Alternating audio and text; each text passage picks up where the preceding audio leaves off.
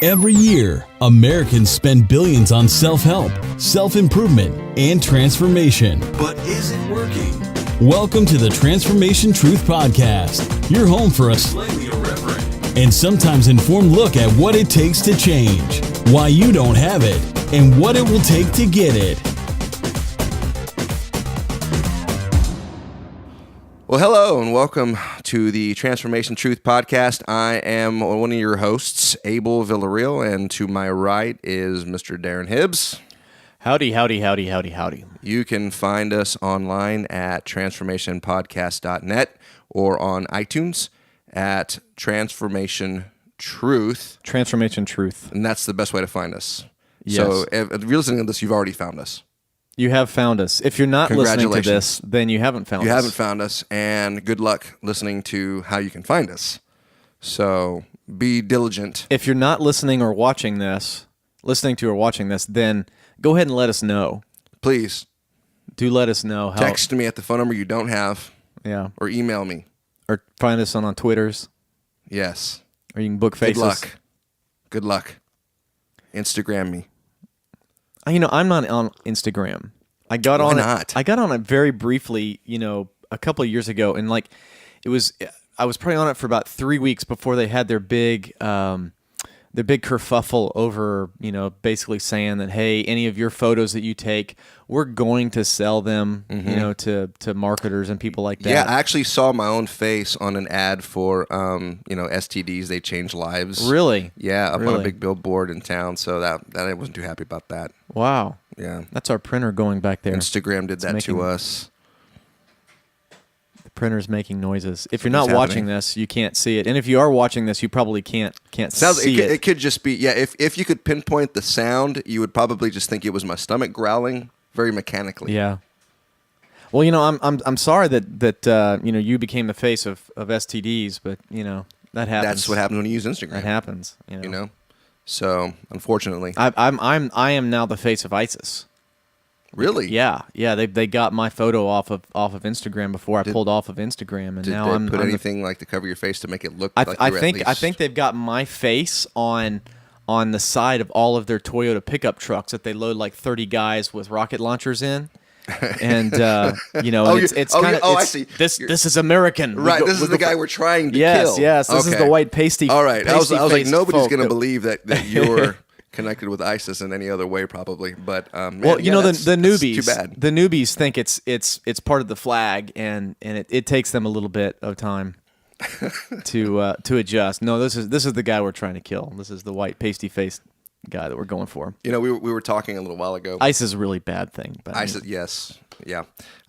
Still touchy subject for a lot of people, so forgive us for delving too far into that. But I will say this to segue is there's a reason why people in that type of organization doing things because they feel desperate towards something.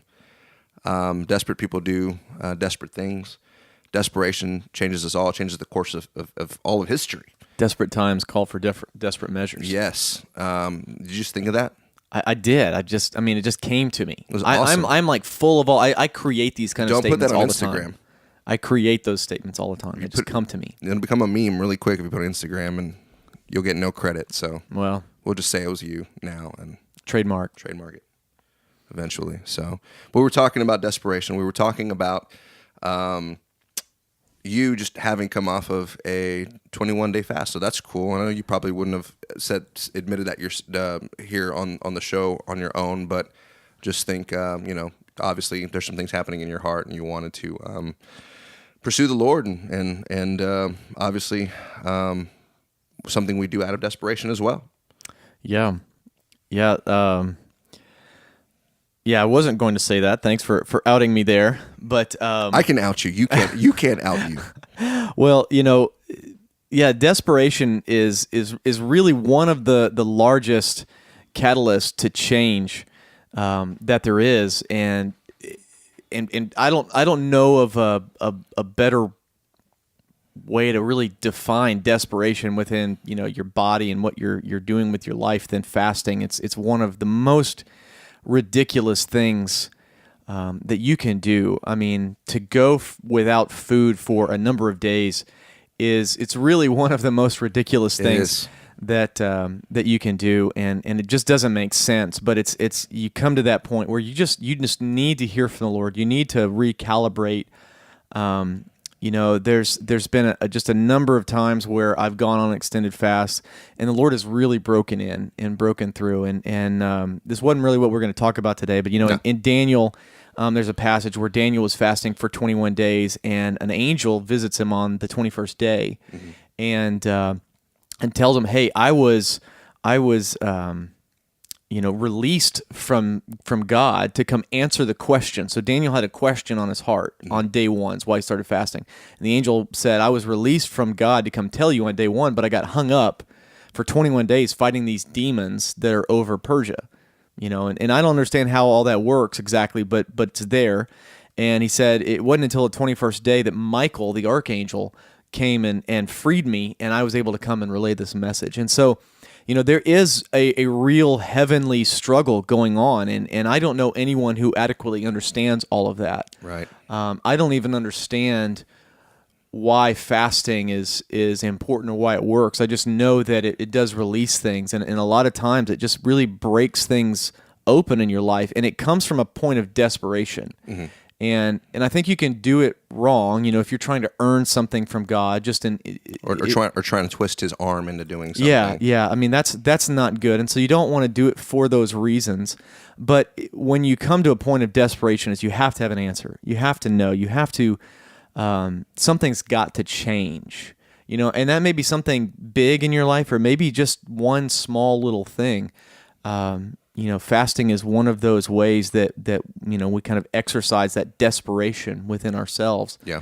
And it really forces you to feel the desperation every day in your body, like you just feel miserable, and weak and tired, and it forces you to feel that and experience that. Yeah, I've never gone longer than 7 days fasting, but I can remember the first time that I fasted food and I just did water and juice. And I think like on the third night, I was having dreams about like diving into peanut butter, swimming around, peanut butter and jelly sandwiches, and jumping from pizza to pizza. I was like in my own little food land. And, you see the little banana, just peanut butter, right? Jelly Exactly. Time, peanut butter. Just woke up time. in a cold sweat, man. It was intense. And no, but actually, I was 21 years old when I did that. Excuse me. And I remember I had never made a decision on my own to be baptized. My parents were Catholic when I was growing up, and so I was baptized as a child, as a baby. But I had never made the conscious decision to be baptized on my own, and so I actually broke my fast with being baptized, and that was an interesting experience. That's cool.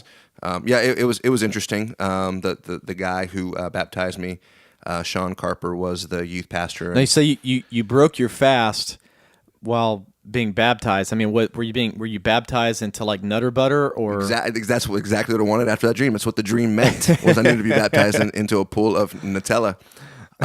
No, I was placed under the water, came up, and went and made the giant mistake, rookie mistake of going like to IHOP right after and ordering the steak and eggs. Ooh.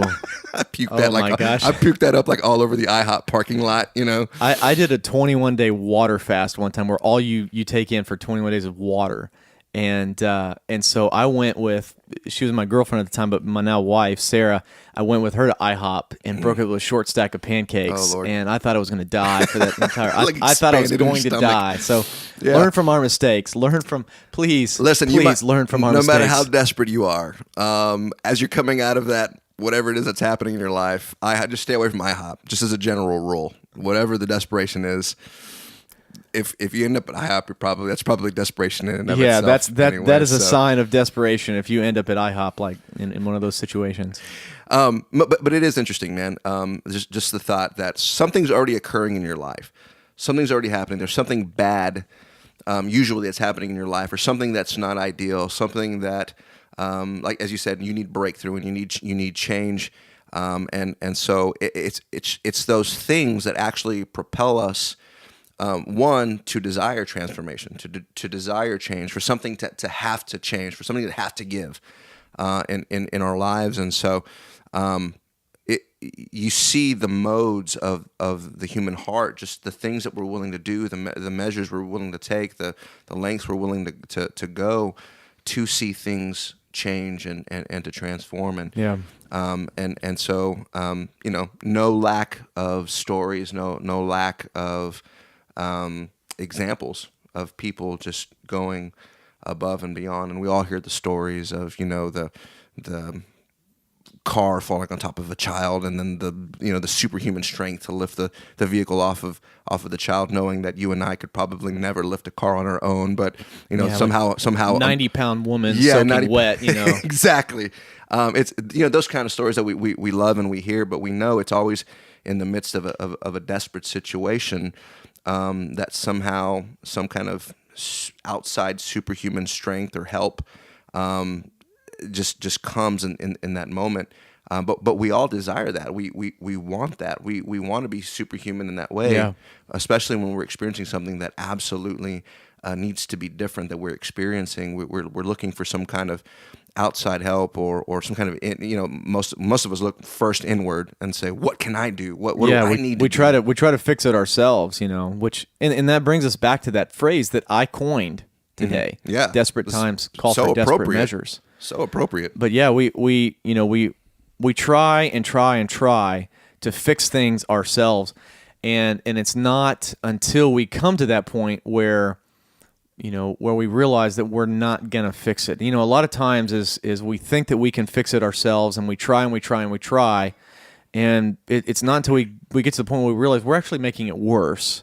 We're actually making whatever issue we want to fix worse by trying to do it ourselves, and that's what brings us to that point of desperation. And it doesn't have to be fasting it can be going to outside help, looking for counseling, finding someone to give you an objective opinion on your life. I think that's one of the reasons that things that have just exploded in recent years, like life coaches and mastermind groups and all these kind of things where you're submitting yourself to outside accountability. They've just exploded because people or people that are willing to lay themselves down for the sake of success, and however they define that. They're willing to submit themselves to someone outside of themselves, saying, hey, come and tell me what's wrong with me. Come tell me how I can improve. Come tell me how I can change and be better. And really, that's something that doesn't come naturally to anybody. There has got to be a certain amount of dying to flesh, no matter how that looks, whether you're submitting yourself out of desperation to God or to someone else. It is a desperate attempt to change, because our normal mode in life is to do it ourselves, to fix it ourselves, right, and make that change happen ourselves. It is a sign of desperation that we're willing to go to something outside of ourselves to change. That's why I love the story in the Old Testament of the Bible in 2 Kings chapter 5 with Naaman, powerful warrior. Just helping to lead his nation to success and rule, but this guy has an issue of illness in his body. He has leprosy, and so here's this otherwise successful guy who can't, no matter how hard he tries, no matter what he does, he can't heal his body. He can't make himself whole, and so it doesn't matter how many victories he experiences, it doesn't matter how much money he has, it doesn't matter what the king thinks about him. He still has this issue, this illness that he can't resolve. And so there's a slave girl that he's probably captured at some point by pillaging. The people that they were at war with, that he was was Israel. Yeah, so right, exactly. So they're the weaker party. And here's a little girl, okay, they don't get much weaker in our minds than that. She's a slave, she's being held against her will. So it's just this pardon me, man, this continual just dive into weakness that actually ends up being the first opportunity for him to see that change is possible for him. The transformation that he's looking for to make his body whole is coming not in his strength, not in his ability, but in his willingness to submit himself to the advice of this little girl, this little slave girl. And so he does, and he asks his king to go into Israel and find this prophet, and so the prophet, and I think it's Elijah. Yeah, it's Elijah in this case. So Elijah doesn't even come out to meet him. No, it's Elisha. It's Elisha. It is You're Elisha. Right. It is Elisha. So Elisha. If you don't have our contact information, then go ahead, or if you're not watching this, go ahead and write into us and tell us your moments of confusion between Elijah and Elisha. Yes, absolutely. So he goes to see Elisha, and Elisha doesn't even give this guy the proper respect that he's looking for, because he's so great and he's so mighty and doesn't he's so even come wonderful. out to meet him. No, he just sends a servant boy and says, "Hey, why don't you go over there and tell him what he needs to do is just dip himself in dirty water 7 times." And so the messenger does, and Naaman just gets absolutely angry at the thought that this guy not only doesn't even come out to I think greet the him. ancient Assyrian word for what Naaman was piod. Piod. Piod. And you can actually look that up in your all of your Bible references. Yeah.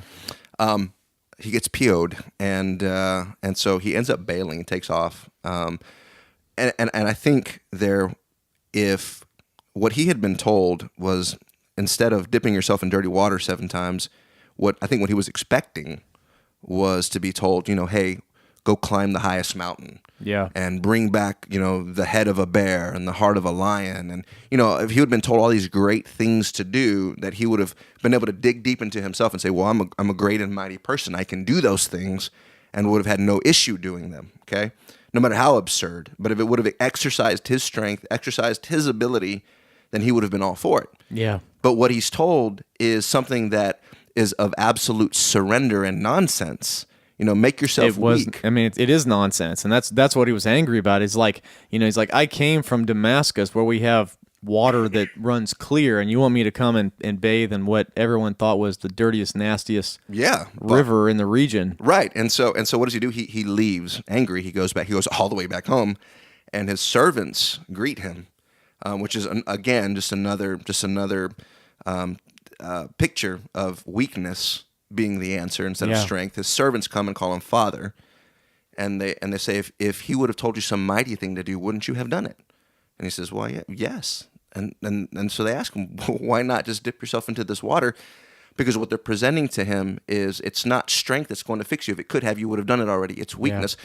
So his desperation is being answered in this what seems so nonsensical to him, so foolish to him, that his answer is actually there. And so to him, that you would have thought, he would have thought a desperate measure would have been to climb a mountain and do the great things. For him, it was actually the desperate measure for him was to go do something he would have never done, which was to put himself in that situation of being in that dirty water. Yeah. And so we see that even the pattern in the Bible for us is desperate times call for desperate measures, but desperate people need a desperate God. Patented, trademarked. That's mine. I said it first. No one's ever said it before me. Well, I think I said it first. Is desperate times call for desperate measures. You're right. See, I was already trying to take credit for that. Yeah. See, don't come after that. That one's mine. That one's mine. Man, that was good. I came up with that. It was never said before me. That was good, man. Yeah. I mean, I love that story. Just for the value of he was obviously desperate enough, and that's one of those things is Assyria, or at that point, they had been at war with Israel, and they were pillaging Israel. I mean, this little servant girl, more than likely, her parents were murdered by the Assyrians, and she was carried off captive, against her will. Yeah. And he, she overhears, or somehow, like, he is willing to go to a prophet from the people that they have been at war with and killing. Mm-hmm. And humble himself before them, and then he's forced to kind of face that desperation again when he comes face to face and he's disrespected, or he feels like he's disrespected and told to do something stupid, and again, like his servants and everything in the process is bringing him low. Right, and that's one of those things where that desperation is the thing that often brings us to the lowest point, that we're willing to accept what we need to change. But what we don't always see is that's exactly where we need to be in order that we might experience the transformation that we're so desperate for. Yeah. That's the first step. It's the negative. I like the analogy of the bow and arrow. That before the arrow ever goes forward, there has to be that pulling back. There has to be that tension of pulling the string back. And so although you want the arrow to go forward, the first step is always to draw the arrow backward. That's really good, man. Did you just come up with that? I actually invented the bow and arrow. You did? Yes. Man, we are coming up with all sorts of amazing things today. Your life is going to be transformed. We promise that. We're not just making metaphors. Mm-mm. We are making the real deal. You might think here. We're a bunch of nobodies, but we are patenting phrases and creating things that could just alter the course of history. There are people out there that are watching this. And they're not watching it. They don't even know about it yet. They don't even know about us. But they know about us. Because of the things that we've done. Us. You know of us. You know just the things that we've knew done. Of us. That's right. You know, that I love that story about Naaman, and I think that from a real world, meat and potatoes perspective, that's what it looks like to really come to that point of desperation. There was nothing he could do to get rid of that leprosy, right? But go and humble himself. It's if you had stolen from somebody, and now they're the only person that can help you, and you've never admitted that you've stolen, but everybody knows it, and now they're the person that only one that can help you. It's an amazing act of desperation and humility to go to that person and ask them for help. And I think with Naaman, it's the same way. That is a real world example of what it's like to actually humble yourself out of desperation, right, to go to someone that you normally wouldn't have. I think when I think about this desperation, I think the story of the woman of the issue with blood in the New Testament is a wonderful metaphorical story of that desperation, and that's found in Luke 8:43 through 48. We won't read it here right now. We'll have it on the show notes, and by the way, if you want to look us up, you can always go to transformationpodcast.net/show 6. This is show 6, and so you can go to transformationpodcast.net/show 6. And it'll take you right to the show notes and the video for this. If you're just listening, you can go there and you can actually watch it. But this is in Luke 8:43 through 48, and it's where this woman that has she's been having this lady issue, however that works. We don't know because we're not ladies. We're not ladies. My wife is actually an OBGYN, and so she deals with that every day. And as a good man, I treat it like she's in the mob. I tell her, don't tell me what you do at work. She's not in the mob. I don't want to know. She's in the OB. She's an OB, an OB. And I just, don't tell me what you did today. But it's lady stuff. Yeah, so I don't even know. We love our ladies, but those things scare all men. So whatever's going on here is something that my wife does, and I try not to know about. But only what the Bible tells us. Oh yeah, only what the Bible tells us. So she has an issue of blood, and she's people have tried stuff for a long time, and she is so desperate at this point. She finds Jesus in a crowd, and she's crawling on her hands and knees to be undetected. I don't know how that would leave you undetected, but she pulled it off somehow. Or maybe she's crouching down low. You'd think people would be stepping over or looking at her and take notice, but somehow she avoids detection, and she bends down and she touches him at the very bottom of his robe near his sandals. So she's down on her hands and knees just to touch his robe, and she's instantly healed. And the problem is that Jesus knew it. Somehow, power left him, is what he told Peter. I don't know exactly how that looks. Be interesting to know what that feels like. Right. But I think it's a beautiful metaphor of that desperation and that the humility that desperation brings you to, because she's on her hands and knees to be that low to touch him down there. Yeah, that's a great point, man. And I don't think it's talked about enough, but just her position, just where she was at, just to touch the hem of his robe, to touch the very bottom of his robe, shows. I mean, just try to picture the scene, what was really happening, because all these people are pressing against him, all these people are crowding to him, and she's probably, I don't know if you've ever been to a sold out concert in a really small venue. I have. I saw a band that's huge now, but they were just getting. There was one that I went to. It was me, and the venue was my living room, and it was just my kids. I forced them to be there, but it was sold out. Your kids can feel like they're smothering you to this degree, but probably not. Probably not like this. I'm in this small venue with this huge band, and I'm trying to fight my way to the front so that I can be like right on the little metal gate and watch this show. But the further forward I go, the more crushed I'm being, and the heat from the room, from all the people, is like I can feel it, like it's thick, and it's like starting to overcome my head. And I've made it to the front, but then I realize, oh my God, I'm about to pass out. I don't want to be that guy. You know, I've heard of those guys, and then they got to wheel them out and take them outside and lay them on the curb or something. I don't want to be that guy. And I'm sitting there in the front. I was like, I've made it all the way here, and now I'm going to die. You know, but it's a horrible feeling. It's to be crowded amongst people is just brings you to the absolute end of yourself already. So here she is. It's hot. I mean, you know, think of the time period. There's sand, there's dirt, there's, you know, it's probably hard to breathe. She's feeling probably a lot the way like I am today. Excuse me, I can't stop coughing.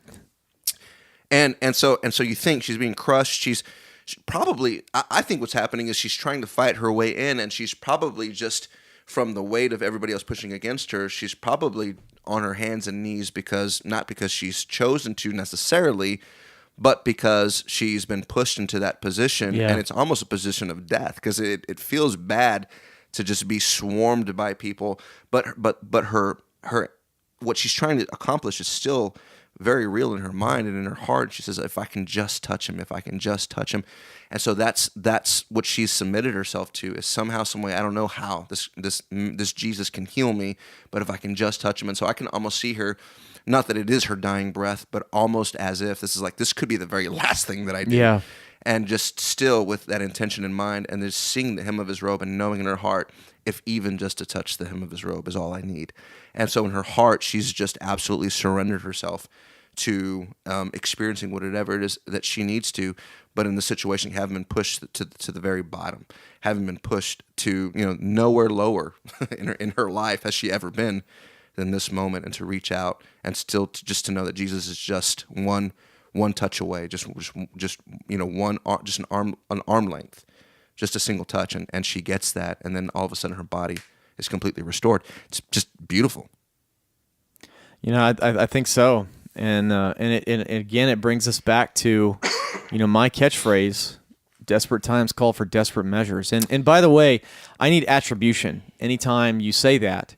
You know, you need to go ahead and footnote or something wherever you're publishing that. It's like the happy birthday song. Like you could probably say desperate times. You could probably say that, but anything more than that, if we're going to charge you. Desperate times call for anything like that. We're $10,000 each word. Our lawyers they're on you. You don't know who our lawyers are. We don't know. We don't know them either. Yeah. So just be careful. Okay, real quick. Talking about the fasting, desperation, desperate times, don't want to get charged for using your phrase. What would, if you had to just crawl across the world through sand and to make it to one meal, what would that meal be? Just desperate times. Ooh, that one meal that I would crawl. Meal. There's probably other ways we could state that. But I think it would be, I don't know exactly what it would be. It might be like a steak hamburger with guacamole on it. Guacamole has to be involved in some way. And I'm going to say this now. I am convinced that the tree of the knowledge of good and evil, the original sin, the fruit that Adam and Eve ate, it was the avocado tree. Avocados are so good, they have to have been sinful before there was sin. I've never seen an avocado tree. Really? Never. I've never seen what they look like. I've never seen an avocado growing from a tree. If they would grow in College Station, Texas, my yard would be nothing but avocado trees. Yeah. They won't grow here. It's your idea of if a I lived in vineyard. California, I would have nothing. I would tear down additions to my house to put in avocado trees. I wonder if anybody's ever made an avocado wine. Ooh. That would be a good... That would probably be a really awful wine, but I'd want to try it. Probably be pretty gross. But, avocados you can do anything with. So, I'm definitely not... I don't think Desperation would ever call for avocados for me. But I do I like avocados in my sushi, and sushi would probably be one of those things I'd crawl across the sands for if it was just that one meal that had to just restore my life to me. But probably a good steak too. So, man, that does it for today. Desperate times. You finish it. I don't want to get Call charged for desperate measures. Thank you for Make sparing sure me. there's always attribution with that. Don't forget, thus said Darren Hibbs. With that, join us next week on Transformation Truth Podcast. You can find us on transformationpodcast.net. You can find us on iTunes. Search for Transformation Truth. You can find us in the Twitter sphere with whatever we've said, and the scrolling things on the bottom that we're not saying. And you can follow me on Instagram at Abel_Villarreal and come and see what I'm taking pictures of. I guess it's not really Maybe that your interesting. Sushi with avocados. You might find that. So Well, with that, join us next week. Thanks for joining us today. Bye-bye. And if you weren't listening, then You please weren't do listening. join us this weekend, next week. and then we could say goodbye to you at some point. So That's true. We'll see you.